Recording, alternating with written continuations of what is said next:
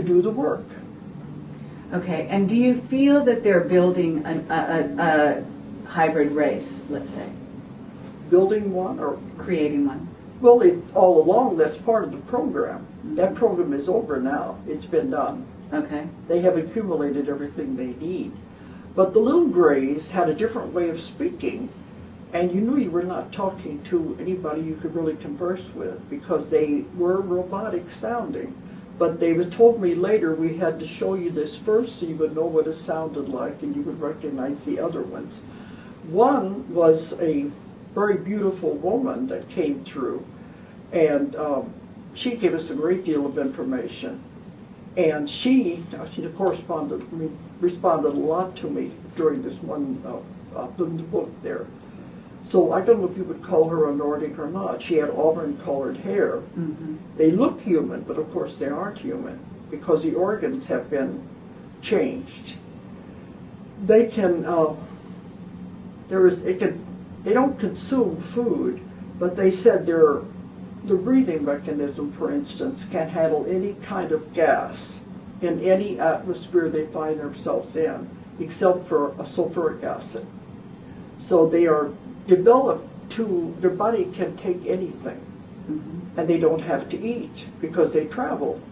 Well, when you're actually regressing individuals, so you have various ET races coming through these individuals. They are the ones that are working on the person, and while they're doing it, they say, all right, I'll talk to you for a little bit, and they'll start telling me things. The one who was the female with the auburn hair was a doctor on board the craft.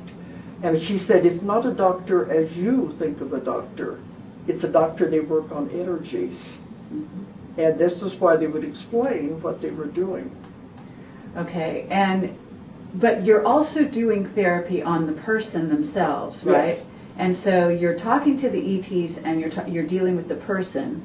So your subject matter has to also relate to that human being that the ET's coming through, isn't that right? Yes, because they will explain what they have done to the person, why they have done it, and then by the time the person wakes up, they'll say, well, if that's what happened, I can live with it.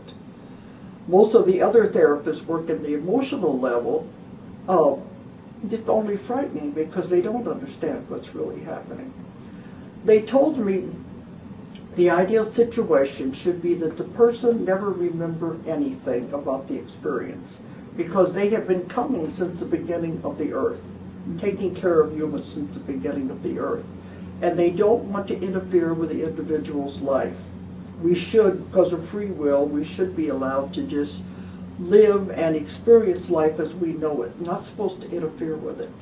But they said because the chemistry of the brain has changed, the pollutants in the air, the additives to the food, if the person is on drugs of any kind, recreational or medical drugs, if they are drinking on alcohol, it changes the chemistry of the brain. Mm-hmm. Thus, when the person remembers an experience, they don't remember it all. Usually it's parts of an experience or a dream. They are remembering the experience in a distorted fashion. So it's not correct. And that's why they're scared. They think they've been raped. They think all kinds of horrible things have happened to them. And this is what the ET community, the UFO community, they exploit that. They have speakers come and talk about all the horrible things that were done to them.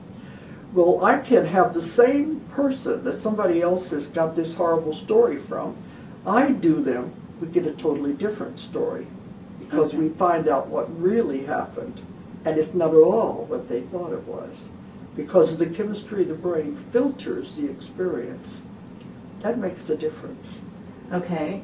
And perhaps you are also, because you're the receiver, right, on a certain level, so you have a certain openness to accept whatever might come, rather than to preconceive or have a... But see the therapy for the person. Some of them are afraid to go out of their house after they work with other therapists. They're afraid to go anywhere because they're afraid to go to sleep.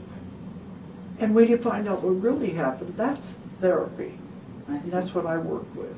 Okay, but you're working with my lab my love, individuals that have been military abductions? You're familiar with I've that? never done the military abduction. You've never I've had never any had, in exposure with that? 25 years, I've never had anyone that Interesting. had anything to do with the military. Hmm. Other people say they have, Uh-huh. but it's interesting that mine have never been that way. Okay. It's always been, they don't like the word abductions. They prefer to call it visitations. Mm-hmm. It's always been people that had problems, and they had partial memories, and they knew something had happened. They had missing time, and condensed time is much more exciting than missing time. Okay, so let's talk about the future of the Earth and what Okay. kind of waves have been coming, because there have been, you know, there are people on the planet, as you mentioned in your lecture, and I think a lot of people can go online and get other lectures that you've done and so on and so Okay. forth. But why don't we talk about the waves and then Okay. what's coming in the future?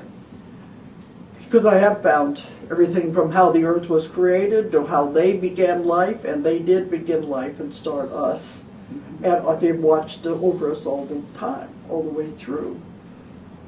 But it's interesting that I've never found the military abductions. Yes. The military might be involved, but I haven't worked with those kind of people. But let's go back a minute. You were talking about the different races. I've had many different ones come through. Mm-hmm. Some of them you wouldn't even recognize. They're not any pictures you've ever seen. But they're able to communicate because it's mind to mind, but they speak through the person I'm working with. Sure. And I have information that I can tell you that you wouldn't believe, but you want to focus on this other.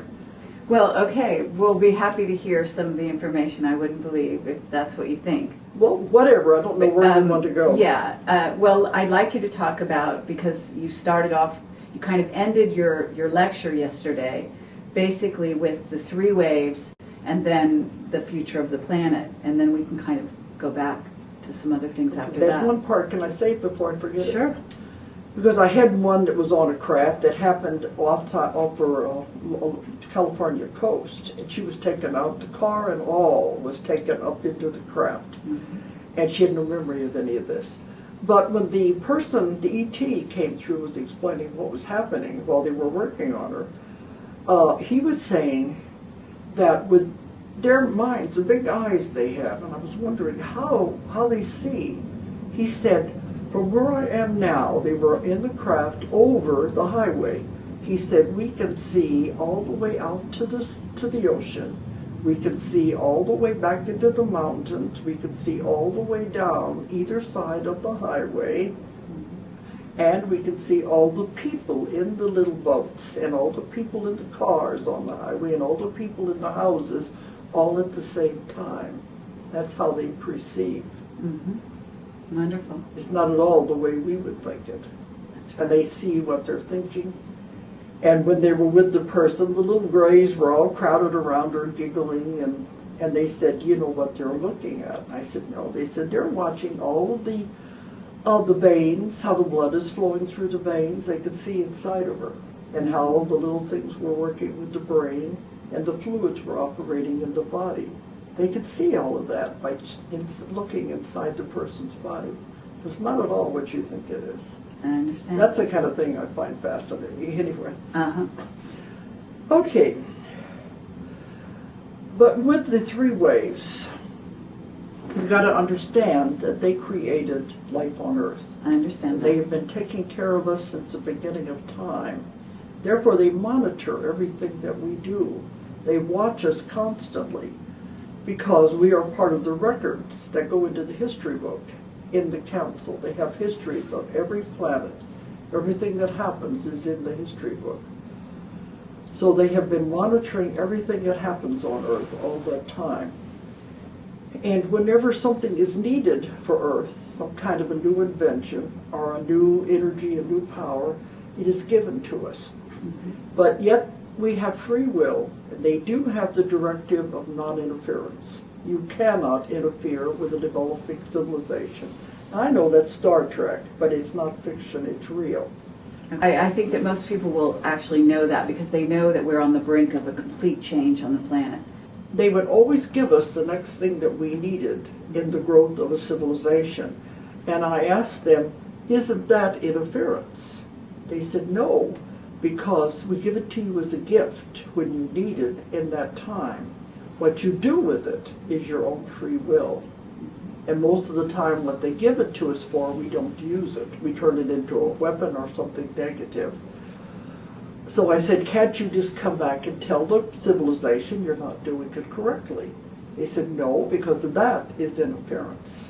So they have to just watch and shake their heads. People, you have free will. You can do what you want with it, but you're not doing what we intended you to do with it. So that's what leads up to the 3 waves. Okay.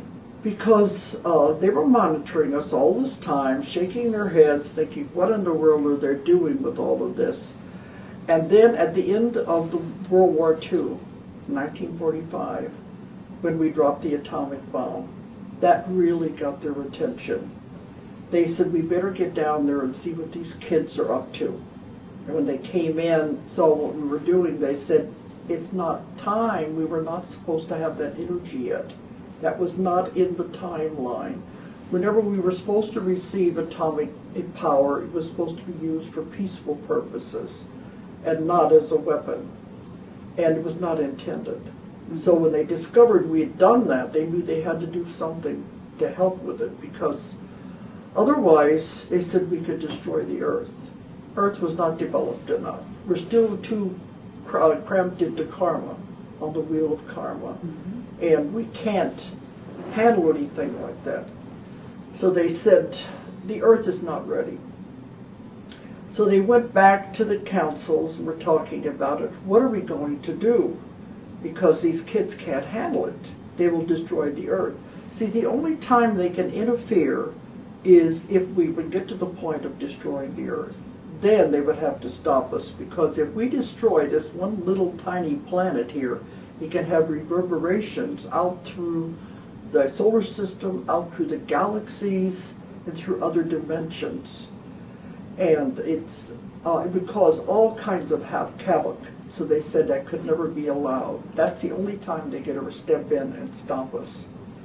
Okay. So they didn't want to do that. So if you remember, at the end of the 1940s is when the UFO flight began. That's when we began to see more and more, because they were coming and watching and seeing what we were doing. So there are councils. There are councils over solar systems, councils over galaxies, councils over universes. There's definite rules and regulations about everything that happens with the galactic community. It's not random. So they went back to the council and they were very upset. They said, what are we going to do? We can't just come in and say, stop it, interfere with them. So they said there was a lot of discussion, and they came up with what I thought was a brilliant idea.